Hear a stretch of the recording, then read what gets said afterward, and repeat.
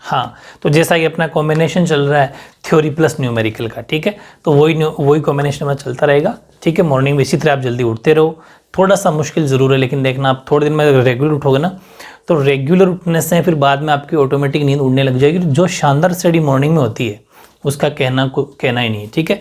तो ये बहुत अच्छी बात है, रूटीन ऐसे बनाए रखो। 90+ टारगेट को माइंड में रखना है, ज़रूर बनेंगे सारे, जैसा मैं कहता जा रहा हूँ वैसे वैसे आप पढ़ते जाओ। टेस्ट के लिए मतलब ऐसे उतावले रहा करो कि टेस्ट कब आए, टेस्ट से आधे बच्चे खुश नहीं हो रहे, ठीक है। हालांकि जो अपना कल टेस्ट हुआ था उसमें बहुत अच्छा रेस्पॉन्स आया स्टूडेंट्स का, लेकिन फिर भी कुछ स्टूडेंट ऐसे हैं जो वीडियो का इंतज़ार करते हैं कि नेक्स्ट वीडियो कब आएगा, नेक्स्ट वीडियो बताओ बस। मतलब वीडियो तो आते रहेंगे, ये सोचो ना कि कौन टेस्ट दे रहे हैं आपको। आपको पता है टेस्ट में कितनी मेहनत लगती है, 2-3 घंटे लगते हैं, तब जाके हिंदी और इंग्लिश दोनों लैंग्वेज में लिखना पड़ता है, लाइन टू लाइन छांटना पड़ता है, बहुत मेहनत है, मैं आपको सच बताऊं।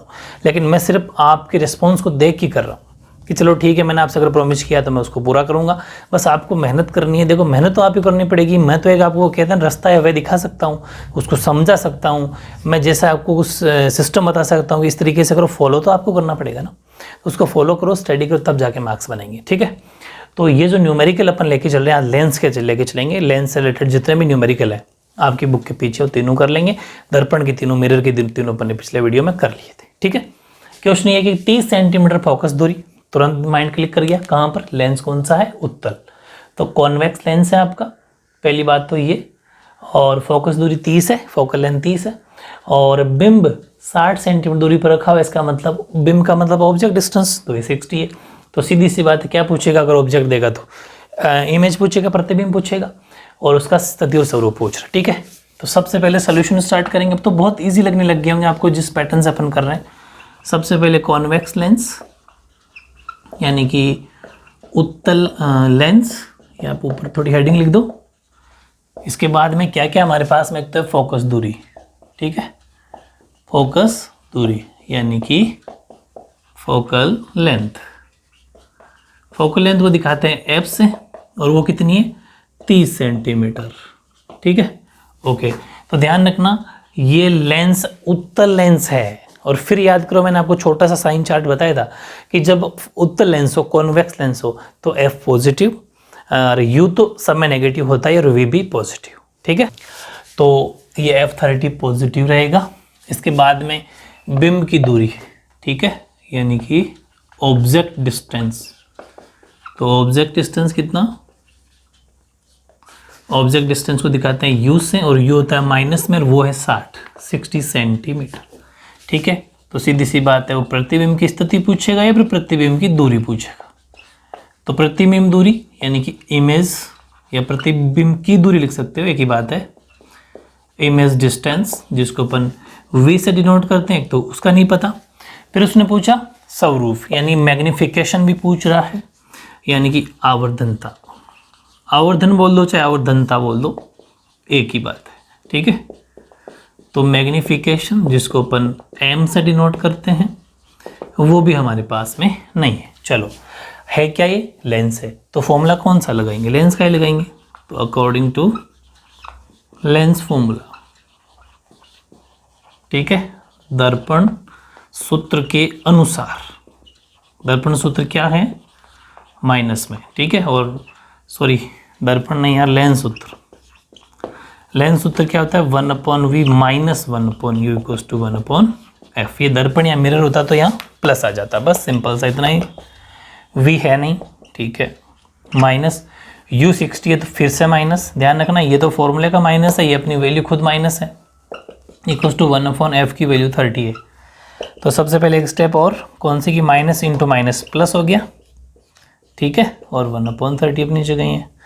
फिर 1/v को अपनी जगह रखो, 1/30 अपनी जगह, लेकिन 60 से इधर जाएंगे 1/, तो 1/60 हो जाएंगे माइनस में। फिर 1/v इक्वल्स टू LCM आया 60, 30 का 60 में 2 बार और 60 का 60 में 1 बार, तो 1/v equals to 1/60, cross multiply करवा दो, v को इससे तो v और 60 को 1 से तो 60, तो v equals to 60 centimetre plus में, क्योंकि v होता है प्लस में, उत्तल लेंस के अंदर 60 होता प्लस में, उसकी बात नहीं, आया ही 60 प्लस में, या तो साइन वो कोई उलट फेर हो सकते हैं। बस यहाँ ये जो हमारी v की वैल्यू आ गई वो आ गई 60 सेंटीमीटर। इसका मतलब यहाँ पर दो बातें सीखनी है, मैं आपको फिर बता दूँ। सॉल्यूशन बहुत ईजी होते हैं लेकिन सॉल्यूशन घुमा देगा, इसलिए मेरी बातों को पूरा सुना करो। मैंने आपको जो बातें बता रहा हूँ ना कि v की वैल्यू ही आपको बहुत सारी बातें सिखा देगी। देखो v की वैल्यू अगर पॉजिटिव आए, पूरी बात सुनना, और v की वैल्यू अगर नेगेटिव आए, दोनों बातें हैं जो मैंने आपको मिरर दर्पण में भी बताई थी जब 3 न्यूमेरिकल स्टार्टिंग में कराए थे, पार्ट 4 या 5 होगा वो।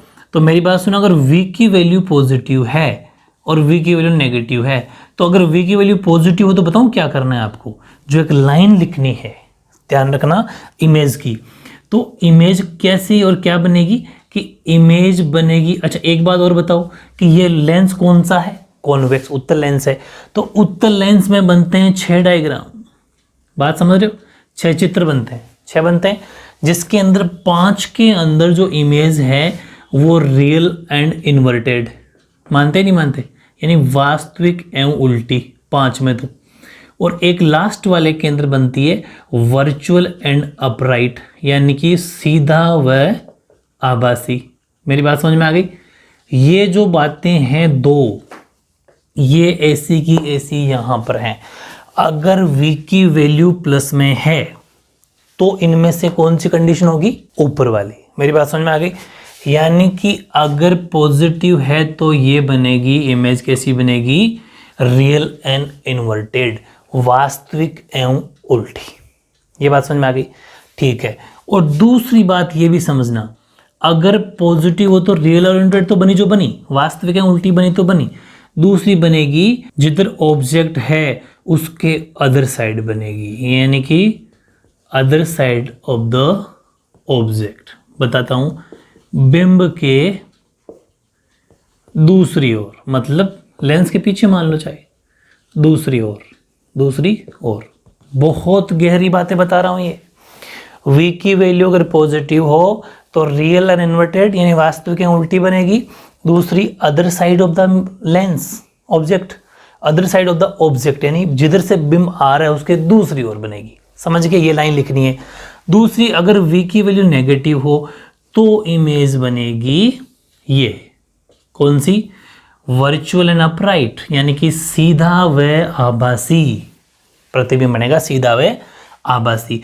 और ये लाइन क्या लग रहेगी, सेम साइड, ठीक है, same side of the object, यानी कि बिंब की दिशा में। कौन, ये इमेज की बात करें अपन, ये इमेज समझ पा रहे हो, इमेज किधर बनेगी, इमेज का मतलब प्रतिबिंब, प्रतिबिंब, और इसका प्रतिबिंब या इमेज कहाँ बनेगी वो मैंने बता दिया। यानी कि जब v नेगेटिव हो तो सीधा आभासी, वर्चुअल अपराइट, और इमेज बनेगी बिंब की दिशा में। v पॉजिटिव हो तो रियल एंड इन्वर्टेड यानी वास्तविक एवं उल्टा, और बिंब के दूसरी ओर बनेगी। ये बहुत ज़्यादा वेरी इंपॉर्टेंट बात है, हालांकि मैंने वहाँ पर बता दी, फिर रिवाइज करा देता हूँ। इसको आप 2 जो पेज इंपॉर्टेंट आपने छोड़े थे वहाँ पर इन चीज़ों को उतार लो, ठीक है, ओके। v की वैल्यू अपनी पॉजिटिव है तो कौन सी लाइन लिखोगे कि एक तो इमेज कैसी बनेगी, image will be real and inverted, यानी कि प्रतिबिंब कैसा बनेगा, वास्तविक एवं उल्टा। एक बात तो ये लाइन लिख देनी है आपको। और दूसरी बात क्या लिखोगे, वास्तविक उल्टा तो बनेगा बनेगा। दूसरा, बिंब के image will be another side of the object, या फिर other side of the object, यानी कि प्रतिबिंब बिंब के दूसरी ओर बनेगा, प्रतिबिंब बिंब के दूसरी ओर बनेगा, ठीक है। चलो v आ गया। अब उसने पूछा मैग्निफिकेशन, तो मैग्निफिकेशन में निकाल देते हैं अपन।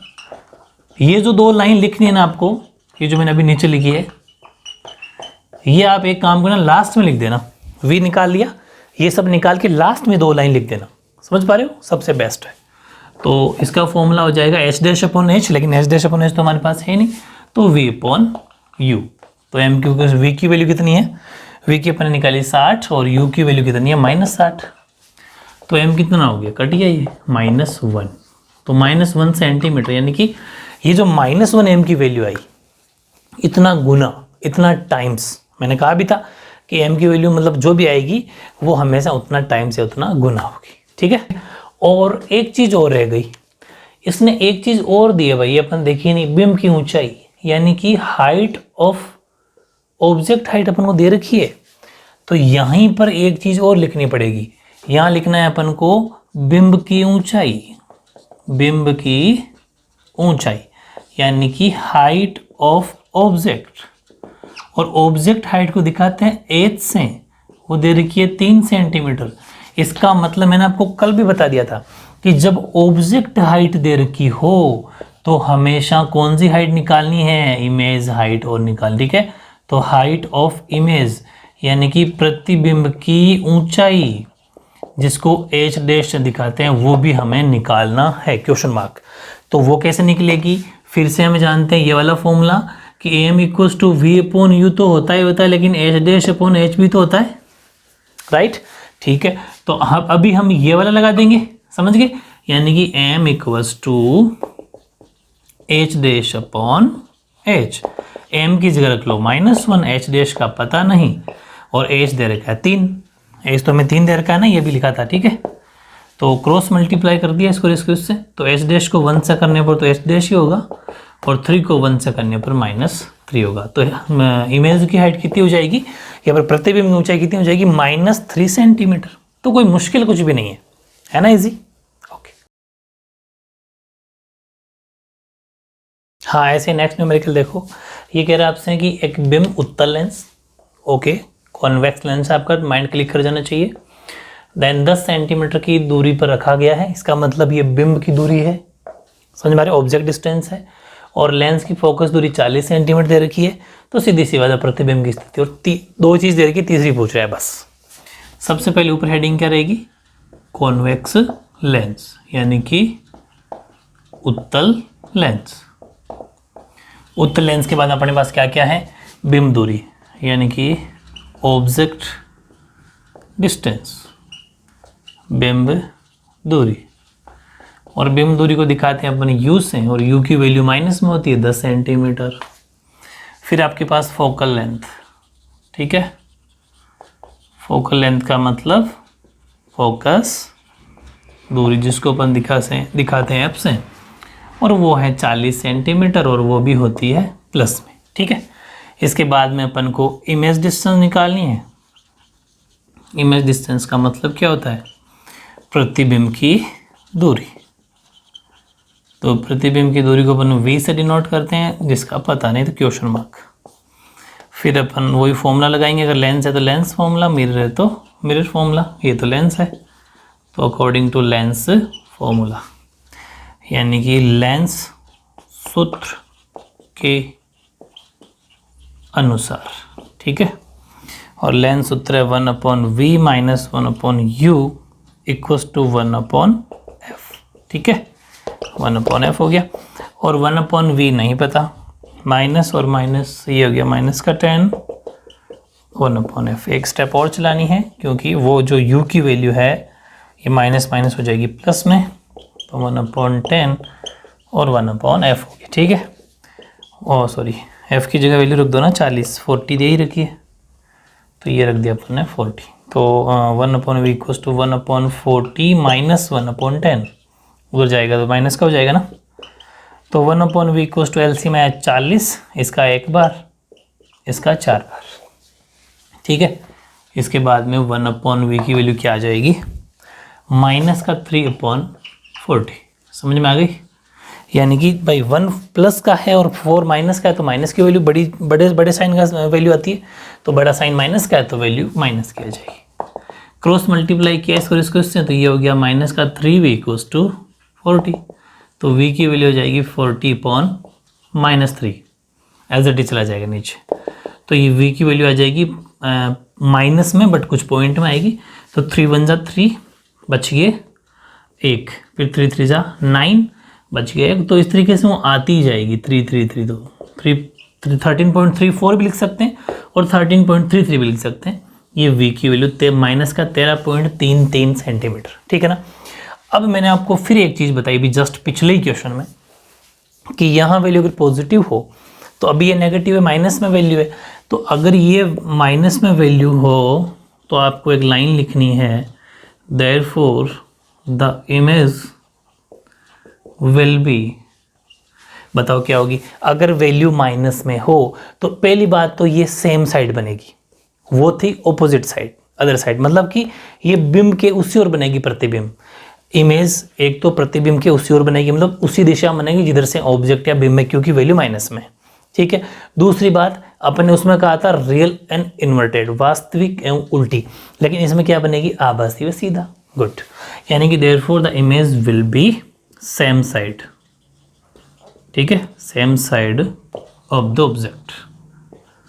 एक बात तो ये है, यानी कि प्रतिबिंब बिंब की ओर ही बनेगा, बिंब की ओर बनेगा, पहली बात तो ये बिंब की ओर बनेगा।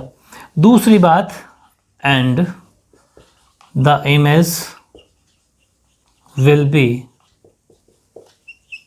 क्या बोलते हैं उसको, virtual and upright, virtual upright वाली बात है इसके अंदर, ठीक है, या फिर बिगर साइज, साइज में बिगर बनेगी, ये भी लिख सकते हो, ठीक है। तो क्या लिखेंगे, तथा प्रतिबिंब आभासी व सीधा बनेगा। पहली बात तो प्रतिबिंब बिंब की ओर बनेगा और प्रतिबिंब आभासी व सीधा बनेगा, या फिर साइज में बड़ा बनेगा, बड़े आकार में बनेगा। तो कितना इजी फॉर्मेट है, ठीक है, बस बात तो आपको प्लस माइनस का थोड़ा ध्यान रखना है, ठीक है, ओके। ऐसे नेक्स्ट न्यूमेरिकल देखो, image of an object place in front of A concave lens. सबसे पहले क्या देखना है अपन को, कॉनकेव लेंस है और ये इमेज डिस्टेंस है, मतलब कि अवतल तो लेंस है और सम्मुख रखी प्रतिबिंब 10 सेंटीमीटर, इसका मतलब ये प्रतिबिंब की दूरी है 10 सेंटीमीटर, इमेज डिस्टेंस कितनी है 10 सेंटीमीटर। फ्रंट रखो चाहे वो कोई फर्क नहीं पड़ता, लेकिन ये देखना है वो प्रतिबिंब है या बिंब है, ऑब्जेक्ट डिस्टेंस है या फिर इमेज डिस्टेंस है।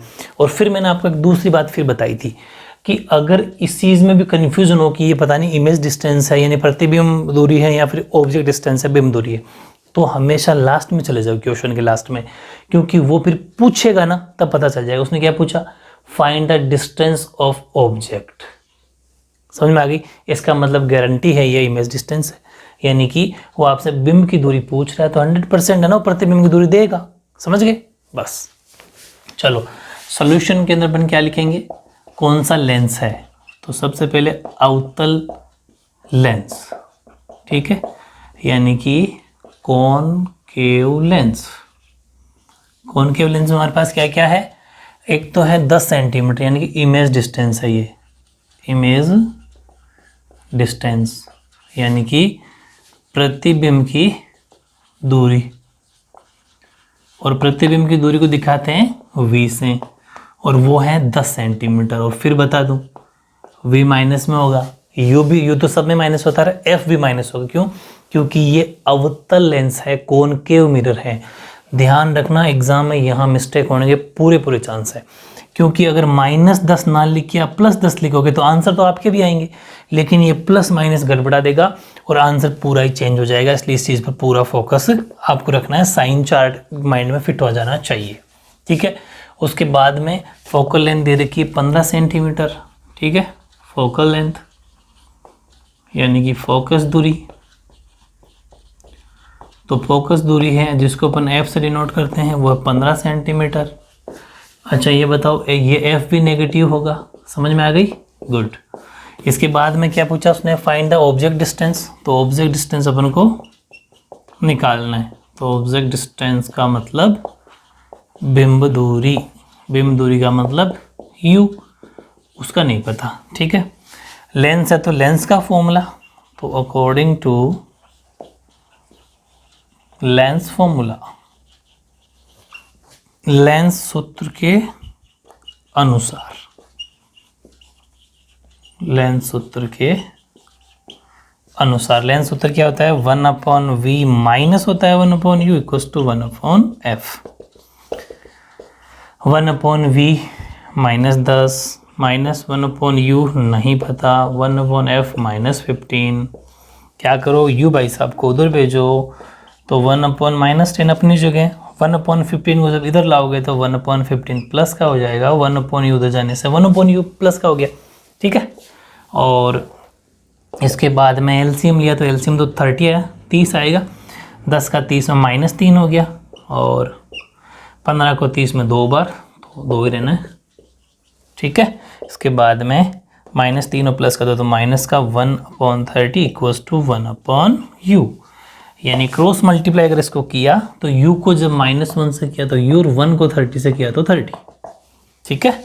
तो u की वैल्यू क्या आ जाएगी, -30 सेंटीमीटर। मैंने कहा इसको ऐसा भी लिख सकते हैं, चलो u -30 सेंटीमीटर आ गया, यानी कि अपन लिख सकते हैं therefore the object distance equals to -30 centimetre, अतः बिंब की दूरी बराबर -30 सेंटीमीटर आंसर। ऐसे लास्ट न्यूमेरिकल देखो, बहुत ज़बरदस्त चारों न्यूमेरिकल थे आज, आई थिंक आपने इसको अच्छे से समझ लिए होंगे। ये है कि 10 सेंटीमीटर फोकस दूरी, लेंस कौन सा, उत्तल, ओके। मैग्निफिकेशन क्या निकाला अपन, कॉनकेव लेंस है, कॉन्वेक्स करना भाई, यहाँ पर कॉनकेव नहीं है, कॉन्वेक्स है, ठीक है। Convex lens of the focal length 10 centimetre when the upright image of lens is formed at distance of near point in eye, यानी कि जो आंख से सीधा प्रतिबिंब बन जाए, यानी कि जबकि लेंस से वस्तु का सीधा प्रतिबिंब स्पष्ट दूरी, स्पष्ट दृष्टि की, स्पष्ट दृष्टि का मतलब साफ साफ दिख जाए, स्पष्ट दृष्टि की न्यूनतम दूरी पर बने, ये चीज़ें अपन को देखनी है। अब हमारे पास है क्या, हमारे पास एक चीज़ है बस, 10 सेंटीमीटर की फोकस दूरी है।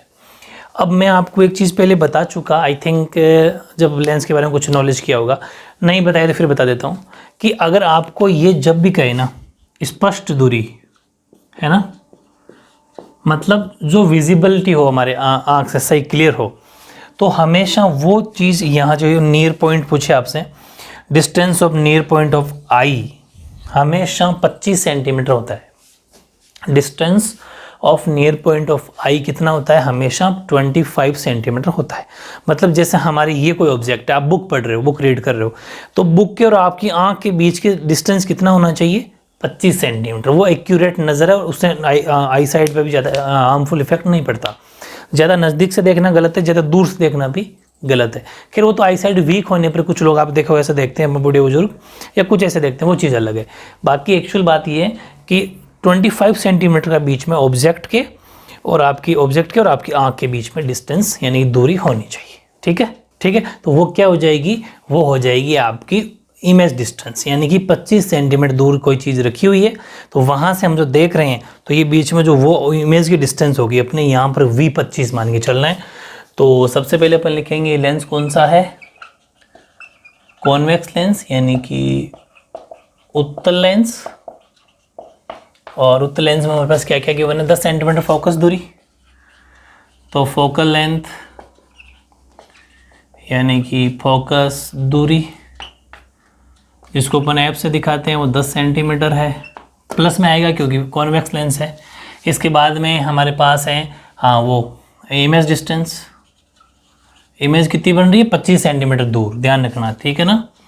हमेशा 25 सेंटीमीटर दूर क्या बनेगी, इमेज डिस्टेंस बनेगी, यानी कि प्रतिबिंब की दूरी। हमेशा की जरूरत नहीं हो सकता वो बिंब पूछ ले, लेकिन यहाँ की कंडीशन के अकॉर्डिंग 25 सेंटीमीटर दूर इमेज बन रही है। देख लो उसने क्या कहा कि जबकि लेंस से वस्तु का सीधा प्रतिबिंब बने, सीधा प्रतिबिंब बने, प्रतिबिंब का मतलब प्रतिबिंब दूरी, इमेज डिस्टेंस V, वो हमारे पास है 25 सेंटीमीटर, ठीक है, 25 सेंटीमीटर।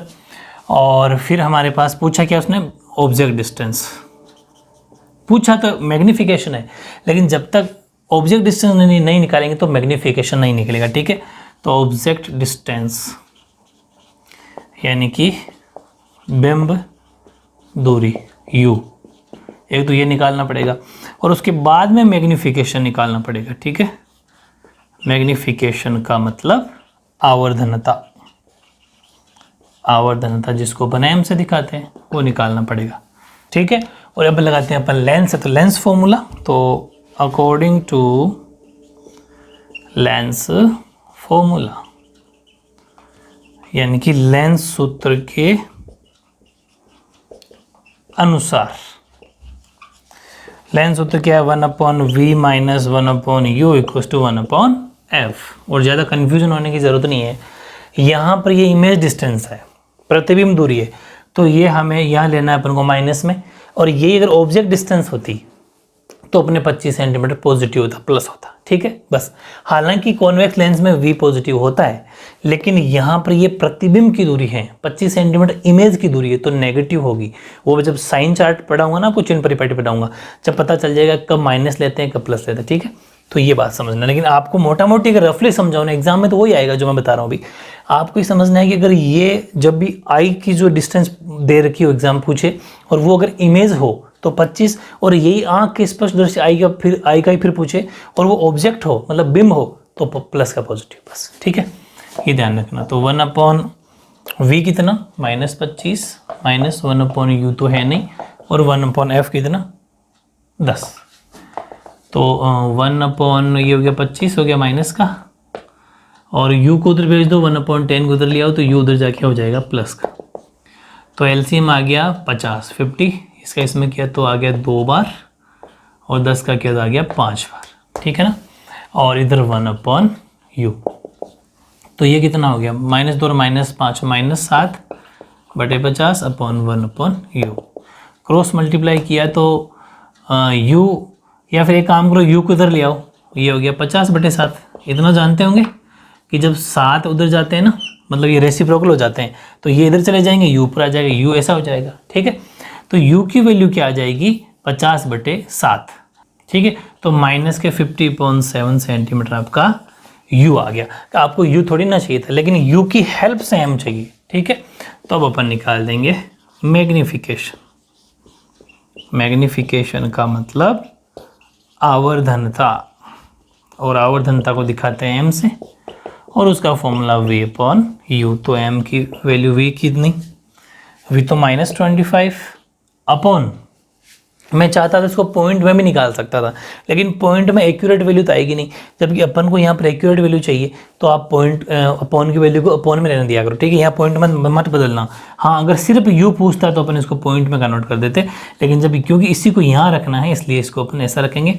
तो मेरी बात सुना, अपॉन में रखना सिखाता हूँ। मैथ्स मैंने आपको पढ़ा रखी है बहुत अच्छे से, तो चीज़ें अपॉन में भी मैंने सोल्व करना सिखाई है। तो 50/7 को एज इट इज अपॉन में रहने दो, और ये इसका पूरा अपॉन, भाई अब वैल्यू के नीचे अपॉन के नीचे अपॉन, तो इसके नीचे 1 भी रख सकते हैं। बता रखा है मैथ से मैंने आपको। अगर ये बटे में हो तो इसको भी बटे में बना लो, ठीक है। और ये ग्रुप होता तो उसके नीचे रख लेते, बात एक ही है, ताकि रेसिप्रोकल करने में इजी पड़े। यानी m इक्वल्स टू माइनस का 25 तो अपनी जगह है, इनको रेसिप्रोकल कर दो तो 7 तो चले जाएंगे ऊपर, 50 आ जाएंगे नीचे, ये घूम जाएंगे ऐसे। तो 50 से ये कट, ठीक है, तो ये कट जाएगा 2 बार। तो यहाँ वैल्यू क्या आ जाएगी? माइनस, ये 1 टाइम, तो माइनस माइनस ये हो जाना है प्लस, तो 7/2 प्लस का आगे ध्यान है ना, -1 को जब -7 से, -1 कहाँ से है? 25 से कम 25, 25 तो माइनस इंटू माइनस है, प्लस हो गया नीचे 2। तो m की वैल्यू आ जाएगी 3.5, क्योंकि 3 7 में जब 2 का डिवाइड करेंगे तो 3.5 या 3.5। तो इस तरीके से m की वैल्यू जो मैग्नीफिकेशन इसने पूछा तो 3.5 सेंटीमीटर आपका आंसर हो जाएगा। इस तरीके से बहुत ही टॉप लेवल के चारों लेंस के न्यूमेरिकल अपन ने आज कंप्लीट कर लिए, मिरर के कंप्लीट कर लिए, सारे एग्जाम्पल कर लिए, बहुत अच्छी तैयारी चल रही है अपनी, ठीक है। 2-1 वीडियो में चैप्टर कंप्लीट हो जाएगा। अच्छे से मेहनत करो, बहुत इंटरेस्टिंग फिजिक्स आपको अब लग रही होगी, क्योंकि अगर आप रेगुलर मॉर्निंग में उठ के स्टडी करते हो तो फिर तो मज़ा आने लग जाएगा आपको, ठीक है। अब थोड़ी सी थ्योरी है जो बहुत ज़्यादा खास है, थ्योरी को साथ में चला रहा हूँ मैं इसीलिए ताकि आपको एक सिस्टम बैठा रहे, ठीक है। तो उस थ्योरी को भी अभी साथ उतारनी है, और स्क्रीनशॉट लेके नहीं छोड़ना है, उसको साथ के साथ लर्न करना है, ठीक है। ओके, हाँ, तो जो 3 पॉइंट अपन लिख चुके थे उन 3 के बाद में चौथा पॉइंट ये है, ठीक है। तो ये जितने भी मैंने पॉइंट पहले अच्छे से समझ लेना, स्क्रीनशॉट लेके उतारोगे समझ में नहीं आएगा, पहले समझा दूंगा हर चीज़ को, ठीक है।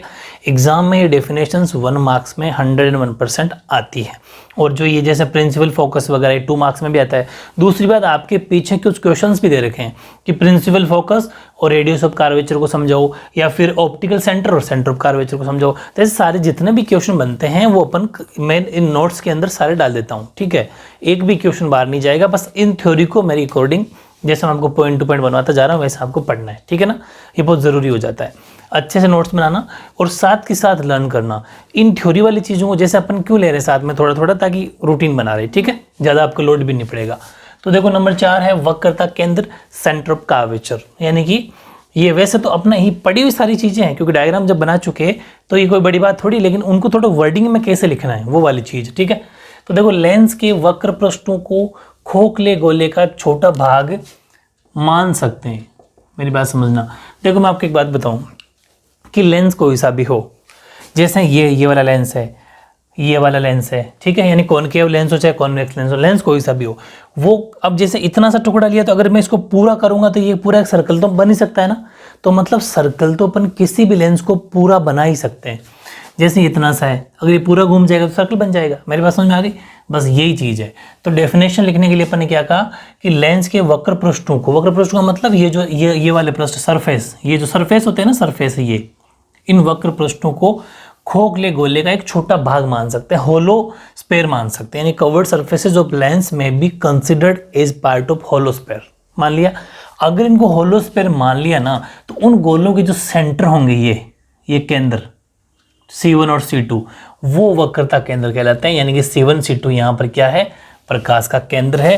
तो आपको ये एग्जाम के अंदर 1 मार्क्स में डेफिनेशन आ जाती है, तो ये 1 मार्क्स में डेफिनेशन के साथ में डायग्राम भी बना के आना। यानी curved surfaces of lens may be considered as a part of hollow cylinder centre, hollow sphere sorry, centre of this hollow sphere is called centre of curvature. और इंग्लिश मीडियम वालों को भी यही डायग्राम बनाना है और C1 C2 लिखना है, ठीक है। बार बार डायग्राम बनाने से क्या फायदा, ठीक है। तो आप ये दोनों ध्यान रखना, और ये भी इंग्लिश में लिख देना, here C1 and C2 are the centre of curvature, ठीक है। यहाँ C1 C2 centre of curvature है। नेक्स्ट बात करूँ मैं नंबर 5 की, वक्रता त्रिज्या। ये भी सुना हुआ है, रेडियस ऑफ कर्वेचर। देखो ये वाली डेफिनेशन है, जितने भी 5-4 पॉइंट 3-4 पॉइंट अपने दर्पण में भी लिखे थे, मिरर में भी, ठीक है, वैसे इनके भी है। तो वक्रता त्रिज्या, तो लेंस के वक्र पृष्ठों की त्रिज्याओं को वक्रता त्रिज्या कहते हैं। Radius of curvature is the radius of curved surface of lens, यानी कि जो इनकी ये कवर्ड सरफेस होता है इनकी रेडियस को अपन वक्रता त्रिज्या कहते हैं, रेडियस कहते हैं। लेकिन अब आपको पता है लेंस के दो मतलब पृष्ठ होंगे, दो सरफेस होंगे। कैसे कि एक तो जिधर से रे आ रही है, जैसे ये आई, ठीक है, पर पूरी बात एक तो आने वाली, और एक तो मतलब यहाँ जब टच करी तो ये सरफेस हो गया, एक जैसे निकली बाहर, ये निकली यहाँ पर, तो ये वाला सरफेस हो गया। दो सरफेस हो गए, यानी एक तो आने वाली जहाँ टच कर रही आ रही है वो सरफेस, एक जिससे निकल गई वो सरफेस। तो दो सरफेस हो गए, दो पृष्ठ हो गए। तो इसलिए उसका नाम दे दिया प्रथम पृष्ठ, दूसरा पृष्ठ। तो प्रथम पृष्ठ लेंस के जिस पृष्ठ पर प्रकाश आपतित होता है, और दूसरा पृष्ठ जिससे प्रकाश बाहर निकलता है। इजी है ना। यानी कि फर्स्ट कवर्ड सरफेस वो होता है on which light is incident, मतलब आती है, and second curved surface which the light emerge या फिर एमर्जेस आफ्टर रिफ्रैक्शन, यानी कि परावर्तित होने के बाद में, टकराने के बाद में प्रकाश जो बाहर निकलता है। इजी है ये वाली चीज़ें। फिर नंबर 6 है प्रकाशिक केंद्र, ऑप्टिकल सेंटर। ऑप्टिकल सेंटर क्या होता है कि optical centre is that point on the principal axis from which incident light reflects undeviated, ठीक है। यानी कहने का मतलब ये है कि किसी लेंस के मुख्य अक्ष पर स्थित वह बिंदु जहां से गुजरने वाली प्रकाश की किरण बिना मुड़े, रिफ्लेक्ट्स अनडेविएटेड का मतलब है बिना मुड़े सीधी निकल जाती है, ठीक है, सीधी अपवर्तित हो जाती है, वो प्रकाशीय केंद्र रहता है। और इसके लिए आपको ये वाला डायग्राम बनाना है दोनों मीडियम के स्टूडेंट को, ठीक है। आपको भी इसका डायग्राम है ऐसे, आपको ये लेंस ले लिया अपन, एक इधर से आ रही बिल्कुल सीधी निकल रही है, मतलब जो बिना रिफ्लेक्ट हुए निकल जाती है, ठीक है। तो ध्यान रखना नंबर 6 के लिए डायग्राम आपको ये बनाना है, ओके, ठीक है। उसके बाद में नंबर 7 मुख्य फोकस, वेरी इंपॉर्टेंट है। मुख्य अक्ष के समांतर लेंस पर आपतित किरणें अपवर्तन के पश्चात या फिर अपवर्तन के बाद जिस बिंदु पर जाकर मिलती हैं या फिर ऐसा मिलती हुई प्रतीत होती हैं, उसे मुख्य फोकस कहते हैं। बहुत ज़्यादा इंपॉर्टेंट है, सारी चीज़ें याद हो या ना हो, लेकिन इसको तो पक्का करना है, ठीक है। प्रिंसिपल फोकस यानी कि incident rays parallel to principal axis reflect from the lens and covers at a point, या फिर सीम्स टू मीट एट, या फिर ऐसे प्रतीत हो, सीम मतलब ऐसे लगे, नॉन एज फोकस, या फिर known as principal focus. Diagram देखो, दोनों डायग्राम आपको बना के आना, ये 2 मार्क्स में आ सकता है, वेरी इंपॉर्टेंट है, ठीक है, पूछा भी गया एग्जाम में, सीबीएसई एग्जाम में पूछा गया है, तो ध्यान रखना कि दोनों डायग्राम आपको बना के आना है। कौन कौन सा, ये अपन ने लिया कॉन्वेक्स लेंस, ये अपन ने ले लिया कॉनकेव लेंस, यानी ये उत्तल लेंस और ये अवतल लेंस, दोनों ले लिए अपन ने। दोनों में ही मैंने तो बहुत सारी लाइनें निकाल दी, वैसे रे किरणें निकाल दी, आप कोई 2 भी निकाल सकते हो। और मुख्य फोकस F2 के ऊपर ये मतलब कि इमेज बन रही है, तो ये जो बन रही है, ये जहाँ पर ये बिल्कुल मैंने थोड़ा गहरा गहरा बनाया, ये तो है फोकस बिंदु, ठीक है, फोकस पॉइंट। और जिधर से ये निकल रही है ये फोकल प्लेन, कल बताया था हमने फोकल प्लेन, तो ये हो गया फोकल तल, यानी फोकस तल हो गया। ये हिंदी में नहीं लिखा क्या, हिंदी में लिख लेना फोकस तल, ठीक है। तो ये फोकस तल हो गया लंबवत, कल बात करते 90 डिग्री वाला फोकस तल हो गया। और यहाँ से लेंस के और इस इमेज के बीच की जो दूरी होती है, डिस्टेंस होती है, वो फोकस दूरी यानी फोकल लेंथ होती है। ऐसे उत्तल का भी अवतल का कॉनकेव का भी बनाना है, वैसे लाइनें जा रही है, वो फोकल प्लेन है, वो F1 नाम दे देना। तो ईजी है, लेकिन डायग्राम आपको दोनों बना के आना है। ये है आपका 7वां पॉइंट, थ्योरी है, इजीली याद कर लेना। और आवर्धनता 8वां, मैग्निफिकेशन तो मैंने आपको बता भी दिया था पहले, लेकिन अगर एग्जाम में 1 मार्क्स में आ जाए, वेरी इंपॉर्टेंट है ये भी। तो फिर कैसे लिखना है कि प्रतिबिंब की ऊंचाई एवं बिंब की ऊंचाई, प्रतिबिंब की ऊंचाई का मतलब इमेज की हाइट और बिंब की हाइट यानी ऑब्जेक्ट की हाइट, उनके बीच में जो रेशियो होता है, जो अनुपात होता है, उसको आवर्धन कहा जाता है। और इसे m से दिखाया जाता है, ठीक है, इजीली m = h'/h, h का मतलब प्रतिबिंब की ऊंचाई, और h' का मतलब प्रतिबिंब की ऊंचाई और h का मतलब बिंब की ऊंचाई, ठीक है। यानी कि ratio of image height to object height is known is magnification, it is represent as m, और m = h'/h। h' का मतलब हाइट ऑफ द इमेज और h का मतलब ये पूरा हाइट ऑफ ऑब्जेक्ट, ये पूरा लिख के आना, तब जाके 1 मार्क्स आपको मिलेगा। तो ये बहुत ही शानदार सी डेफिनेशंस थी, 7 डेफिनेशन आपको याद करनी है, बहुत ज़्यादा इंपॉर्टेंट है। ऐसे ही एक वीडियो और थ्योरी का आएगा, ठीक है, जिसके अंदर बहुत सारी ऐसी घटनाएं हैं जो नॉर्मली लाइफ में देखते हैं, वो बहुत सारी ऐसी चीज़ें मैं बता दूंगा उस वीडियो के अंदर। और फिर एक वीडियो और बनेगा जिसके अंदर अपन जो आपका बुक में ही है फॉर्मूलों का, मिरर के फॉर्मूलों का, उनका सब का एक तरीके से प्रूव करवाना, ठीक है, वो बहुत ज़बरदस्त प्यारा सा वीडियो बनेगा। मैं आपको उसमें प्रूव कराना सिखाऊंगा, सिद्ध करना सिखाऊंगा, ठीक है, वो भी ज़रूर हो जाएगा। तो इस तरीके से अपन अगर ओवरऑल देखें तो 2 वीडियो इस चैप्टर के और बनने, फिर जाके चैप्टर अपना कंप्लीट हो जाएगा, ठीक है। अच्छी मेहनत करो, डेली मॉर्निंग में जल्दी उठ रहे हो आप, खूब सारे स्टूडेंट उठ रहे हैं, खूब सारा नहीं उठ रहे, तो वो आप पे डिपेंड करता है। मेरे हिसाब से मॉर्निंग में जल्दी उठो, और तभी जाके परसेंटेज बनेंगे। मॉर्निंग में क्या जो ज़बरदस्त स्टडी होती है उसका कोई जवाब नहीं होता, ठीक है, ओके।